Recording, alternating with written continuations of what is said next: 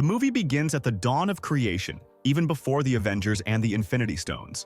It starts with a celestial god named Arishem, the first of the Celestials, who created the first sun that illuminated the entire universe. During this time, life flourished, and everything was balanced until strange, predatory creatures called deviants emerged from the depths of space, disrupting that balance. To restore order and bring balance back to the world, Arishem decided to enlist the help of the Eternals. Who are the Eternals? They are immortal heroes from the planet Olympia, whose sole mission is to eliminate the deviants. The Eternals were devoted to Arishem, at least until a certain mission, which we'll learn about later. The Eternals, who are on their spacecraft, are a group of 10 individuals with extraordinary powers. In 5000 BC, a young boy is happily cutting a fish with a knife, while his father watches proudly and calls out to him. Suddenly, a deviant attacks and devours his father. At that moment, the first Eternal, Icarus, arrives. His power allows him to fly and emit deadly beams from his eyes, which he uses to strike the deviant. Following Icarus, the other Eternals begin to appear one by one. Makari,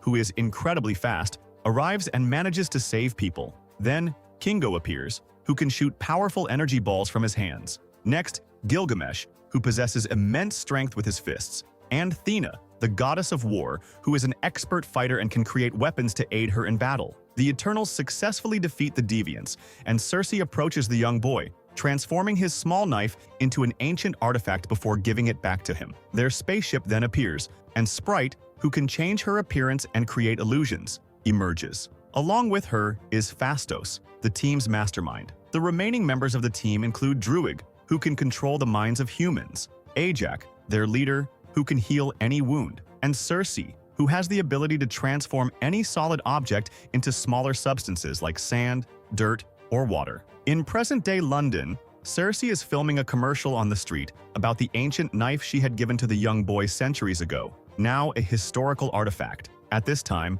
Circe is working as a history teacher, and she heads to work where Dane is waiting for her, covering her class until she arrives. It's clear that there's a romantic relationship between Circe and Dan, who has invited her out that night for his birthday. During class, Circe is explaining history to young girls when suddenly an earthquake occurs. A large rock is about to fall on one of the girls, but Circe turns it into dust and pulls the girl to safety. The earthquake subsides. Later, at Dane's birthday party, he and Circe are dancing happily, with Sprite nearby, who is feeling sad because, as a childlike Eternal, she can't experience love like Circe.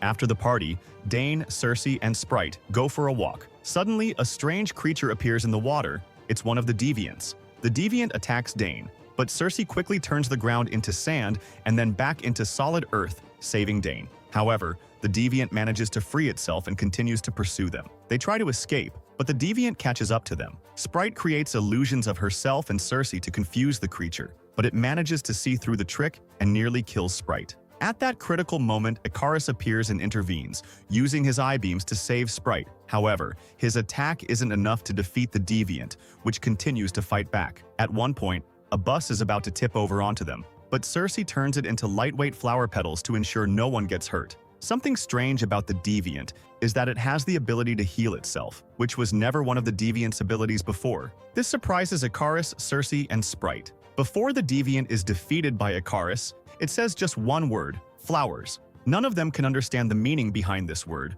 After the incident, Dane, who is in shock from everything that happened, he asks Circe what's going on. Circe then reveals to him that she is one of the Eternals who came to Earth 7,000 years ago on the starship Domo. She explains that their mission was to eliminate the deviants. Dane is puzzled by Circe's explanation and asks, "If you're so powerful and protect Earth, why didn't you get involved in the war against Thanos or any of the other wars?" Circe explains that they were assigned just one mission, and if they had protected humanity from every threat over the past 7,000 years, they wouldn't have been able to develop and evolve on their own. Later, as Circe, Icarus, and Sprite discuss the situation, they try to understand why the deviants have reappeared after all this time, especially since they believe they had eliminated them all. They also wonder why the deviants are now targeting the Eternals instead of humans. These are questions they can't answer at the moment, but Circe suggests that they need to talk to their leader, Ajak. Flashback to 575 BC.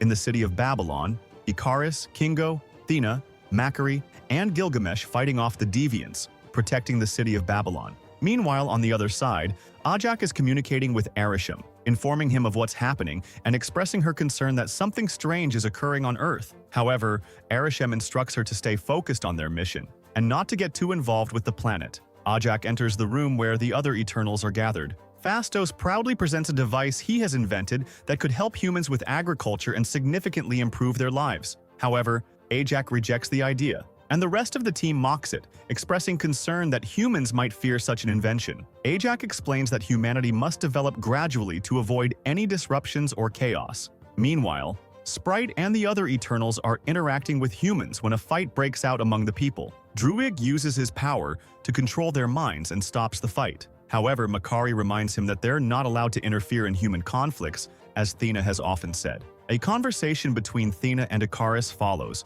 where Thena advises him to live his life and confess his feelings to Circe.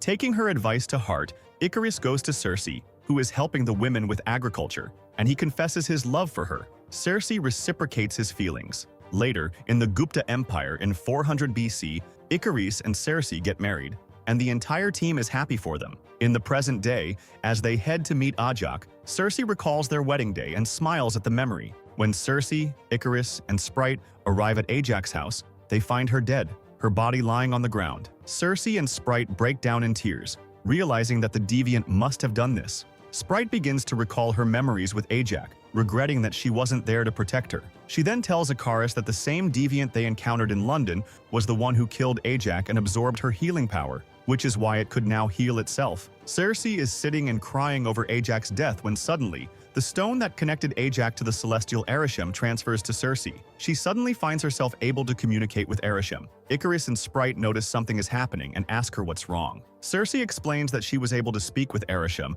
and that the stone chose her. Ikaris, however, is skeptical and asks if she's sure she spoke to Arishem and that this isn't some form of a type of mental illness among Eternals. In the year 1521 AD, humanity has advanced significantly, and their weapons have evolved, leading to more wars and destruction. Druig wants to intervene and stop the war, but Ajak refuses, reminding him that they don't interfere in human conflicts because it's part of their development. Druig is frustrated, feeling that what's happening isn't right. As they argue, Thena suddenly loses control and begins attacking her fellow Eternals, nearly killing Makkari. Ajak tries to control Thena's mind but fails, and Thena injures Ajak and the rest of the team. Gilgamesh manages to knock Thena unconscious. Ajak heals the team's injuries, while Thena, now conscious, doesn't remember anything that happened. Ajak explains that Thena is suffering from a mental illness, a condition where an Eternal's memories overwhelm them, causing them to act out uncontrollably. Ajak suggests that the only solution is to erase Thena's memories, but Thena tearfully refuses, insisting she wants to remember her life. Druig, angered by the situation, accuses Ajak of wanting to erase Thena's memories and allowing humans to kill each other, comparing them to soldiers who simply follow orders without question. He then uses his powers to control the humans and walks away with them, leaving Ajak behind. Ajak decides not to erase Thena's memories, and Gilgamesh volunteers to watch over her,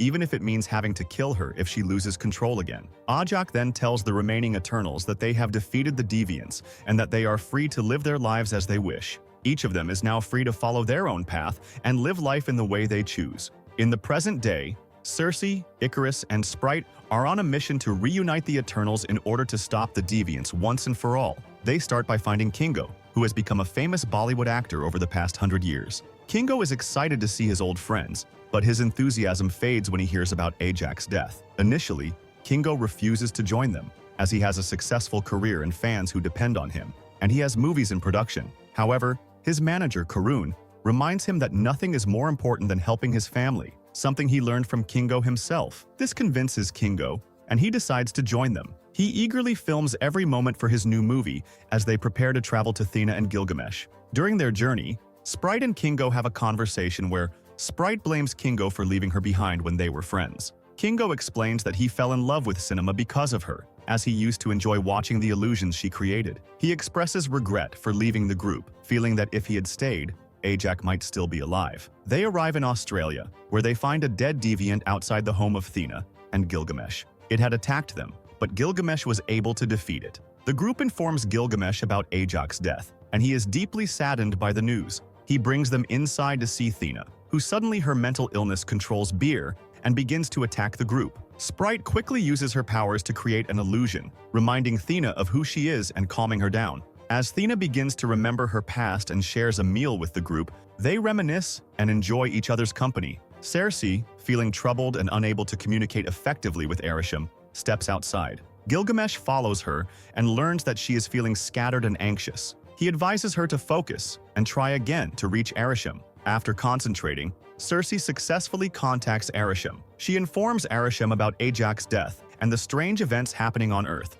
Arishem tells her that these are just side effects of the flowers. Cersei recalls that flowers was the same word used by the deviant they fought in London. This is when Cersei learns their true mission. Their real mission is to assist in the creation of a new celestial. Celestials are created every billion years through a process that involves planting a celestial seed on a planet. Arishem has chosen Tiamut to be the celestial for Earth. To facilitate Tiamut's formation, vast amounts of energy are required, which can be obtained from humans. The deviants were preventing humans from populating sufficiently, so the Eternals' mission was to eliminate the deviants to increase the human population. This would allow Tiamut to consume the energy needed for its creation. When the human population reaches the necessary number, the time for the flowers arrives. Cersei is shocked by this revelation and questions Arishem about the fate of humanity, expressing concern that all humans will die. Arishem doesn't care. Arishem explains to Cersei that the universe operates through a cycle of energy exchange, creation, and destruction. Cersei asks if Ajax knew all of this. Arishem confirms that Ajax was aware of the entire plan and that all the Eternals have been involved in the process of the flowers for millions of years. Cersei is stunned to learn that this is their first mission on Earth, and she says they were on Olympia before. Arishem reveals that there was no actual Olympia, and that they were created as artificial beings. He had been altering their memories to fit their mission, keeping their memories to study and learn from them. This was in contrast to the deviants, who, after their creation, became predatory and uncontrollable. Cersei returns to the team when she is shocked. The team is stunned and disillusioned, feeling that they are not the heroes they thought they were. They realize that their true purpose was merely to nurture humanity until there were enough people to serve as energy for the Celestial. They decide they need to reunite the rest of the team and confront Druig, who is now living in a city where he controls its inhabitants. They find Druig, but he refuses to help, arguing that their plan is wrong and that they are misguided. As they argue, a sudden attack by deviants occurs at their location. Icarus and Cersei fight the deviants, but they prove to be incredibly powerful. Gilgamesh arrives and helps Icarus, who is assisting him in the fight against the deviants. However, Thena, losing her control, attacks Icarus. Gilgamesh manages to defeat the deviants and stop Thena's attack. The deviants start killing the inhabitants of the city under Druig's control. Cersei tries to convince Druig to stop manipulating them and join them in their fight. Meanwhile, Sprite assists Kingo, who manages to defeat a deviant with a single blow. Another deviant appears and attacks them, but Icarus intervenes and uses his powers to fight it. Cersei arrives to help Icarus and ends up falling into the water with the deviant. The deviant transforms into a tree in the water, and no one understands how this transformation happened. At this point, Gilgamesh saves Tina from a deviant attack, but the deviant is very powerful and kills Gilgamesh and takes his power. The deviant retains consciousness and speaks, seeing Gilgamesh's memories and learning about Arishem's plan as he decides to eliminate all the Eternals. The team mourns Gilgamesh and buries him. Cersei and Druig discuss the situation, Druig stating that they are asking for something beyond his abilities and that he cannot control Arishem's mind. Cersei suggests seeking help from Phastos, but Druig warns that Phastos now hates all of humanity. In 1945, in Hiroshima, the humanity exploited Phastos' advancements and inventions, leading to widespread destruction. Phastos, filled with regret, realizes that Druig was right and that his inventions contributed to the planet's destruction. In the present, the team approaches Phastos, who is now married with children and has decided not to use his powers anymore. When he sees them, he tries to hide their identities from his son and gives him false names, explains the situation to Phastos, who initially refuses to help until his friend convinces him. The first step in their plan to deal with the flowers is to gather on the starship Domo. Phastos reactivates their starship, which had been isolated and operated only by Makkari. Phastos then devises a plan to create bracelets that will combine their powers into one individual, giving them the ability to defeat Tiamut. However, they are still unsure whether this plan is right. Icarus suggests that, as the strongest and the leader after Ajax, he should make the decision. But Imaris says their leader is Cersei, and she should decide. This leads to arguments among them, and they end up parting ways. 6 days before Ajax's death, she was with Icarus, expressing her concerns about the flowers process, stating that it was wrong, and they needed to confront Arashim after serving him all this time. Icarus pretended to agree with her until he took her to a place where deviants were frozen. Over time, the deviants were released, and Icarus threw Ajax to them, allowing them to kill her and take her powers and memories. The deviants then began to distribute their powers among themselves and went to eliminate the Eternals. Afterward, Icarus, deeply affected by what he had done to Ajax, carries her and places her in the garden near her home while crying. In the present, as the time for the flowers process approaches, they are all trying to find a solution to execute their plan. However,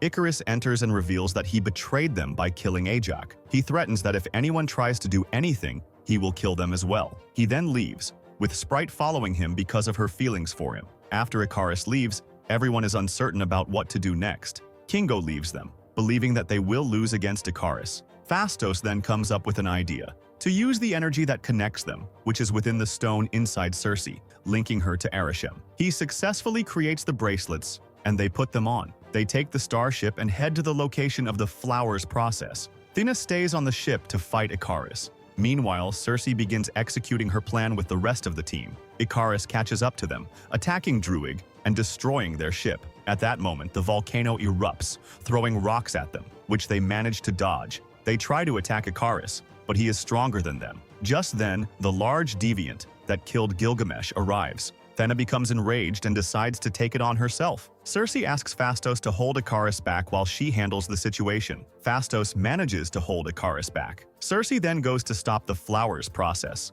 but Sprite stabs her. Druig appears in time to save Circe, encouraging her to complete the mission.